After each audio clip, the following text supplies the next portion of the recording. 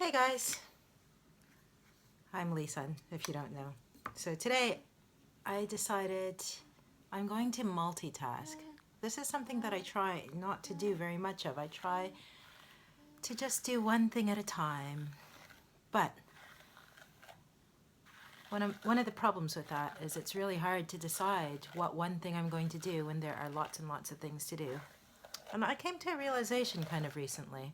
You see, I have had for the past 3 months people living with me, various people. First it was two brothers, and then now it's a lovely girl from Spain, and she's been with me for a couple of weeks.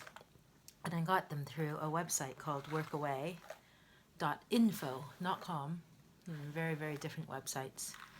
But anyway, this whole thing kicked off when I was pregnant with this little one, Blaze, and and people kept asking me, what are you going to do once the baby's born? Because what am I going to do for income? I'm self-employed. I have to work to make money every day. What am I going to do in terms of housework? What am I going to do to take care of myself? Who's going to take care of me because I'm on my own? Who's going to take care of me when I need a break from, childcare or whatever? So people were asking me that, and then a friend of mine told me about this website, workaway.info, and I signed up for it as a host, and I had loads of inquiries through. And the way it works is people sign up either offering room and board or wanting room and board, and the people who get room and board, they work for you like between 4 and 5 hours a day for 5 days a week. So that's like 20 to 25 hours of work per week per person. I signed up, and almost immediately, I started getting inquiries through straight away. There are a lot of people on there looking for placements, wanting a place to live and eat for free while they stay in a foreign sort of city while they learn English, in my case, or I guess people from England go overseas, or they go to different countries to learn other languages there too. So anyway,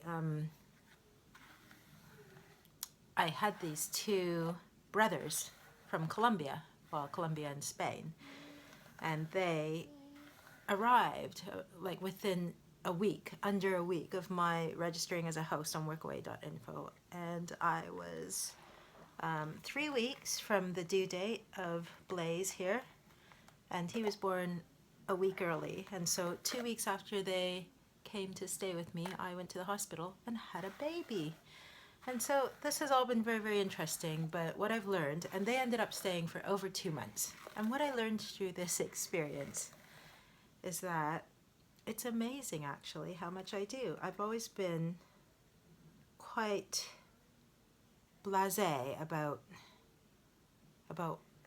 the amount of work that I do. I kind of feel like I'm not productive, that my house is always a mess, that there's never anything healthy to eat, that there's tons and tons of chores that have been pushed off for ages to do. My eBay shop is not being maintained. I'm not getting as much music done as I want.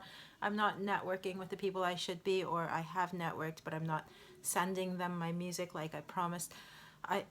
There's always this massive, massive list of things that I feel I've committed to doing and that I should be doing, but I haven't done.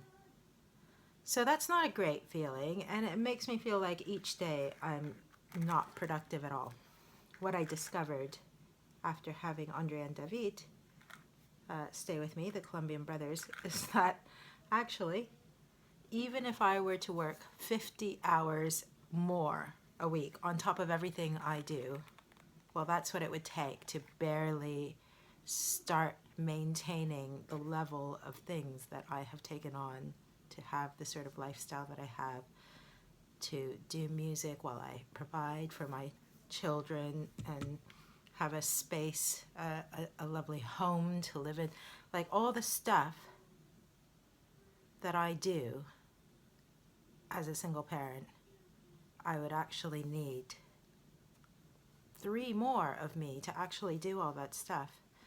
And the funny thing is, I'm not the only person like this. I know a lot of single parents or parents who aren't single who struggle to fit in their work, kids, passions, interests, relationships, social needs, personal needs, like all those things. I know a lot of people trying to do that, and it's been really eye-opening for me to see what life looks like when I have two extra people around working for me 50 hours a week. And then seeing, even with that, how I fall short of what it is I want to be doing. I want to be making these videos all the time, like every day, and uploading them. I want to brush my hair. That's a big ambition of mine. I want to have time each day to brush my hair. When I was pregnant, it was really, really long, and I had it cut to shoulder length and permed, and so it's a lot easier to brush. I've got this lovely Tangle teaser, which I would recommend. Great for brushing tangly, thick hair. These are the things I would like to be doing, and I just am learning. I'm just learning how to make time for little things here and there that make a tangible difference to my life.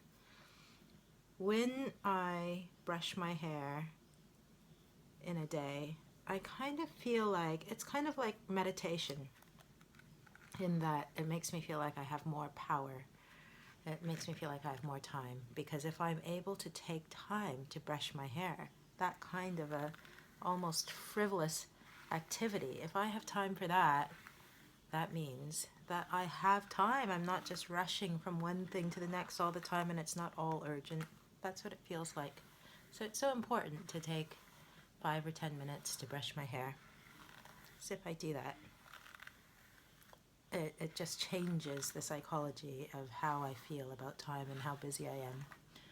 And now that I've recognized that actually it's simply humanly impossible to actually do all the things on my list, I stop kind of wishing that I could do everything on my list, because I know it's impossible. So if I want to get it done, all those things done, the only way possible is to enlist more people. It's just very, very straightforward in that way. It's kind of like, if you need a certain amount of horsepower to till a field, you need that many horses. If you want to get a certain amount of tasks done in your life, you need that many human work hours. So anyway, that's all I've got to say for today. That's not what I'd planned on saying. I actually want to start a little series about Blaze and the things he communicates to me and what I'm learning, which is, I feel like I've got a lot more space for learning how to communicate with my baby now that he's my second baby. First time round, I was just too sort of panicked almost, trying to orientate myself, figure out what was going on all the time. Everything was new, everything was just alarming in a way. So this time round, I'm a lot more chilled out, and I've got a lot more capacity to start figuring out what it is he's wanting to say most of the time. Right now, what he's trying to say to me, so he's 2 months old, 2 months and 2 weeks, I think. And right now what he's saying is, "Mummy, all I want is to sleep, because I'm really tired, and when I wake up, I'll probably still feel groggy, and I'll probably cry a little bit, and I'll be really hungry as well. But while I'm sleeping, you'd better not put me down, because I'm really smart, and there's a part of my brain that will tell me that you are not holding me, even though it seems like I am fast asleep. It will take about 5 minutes of my brain sending me messages telling me nobody's holding me for me to wake up.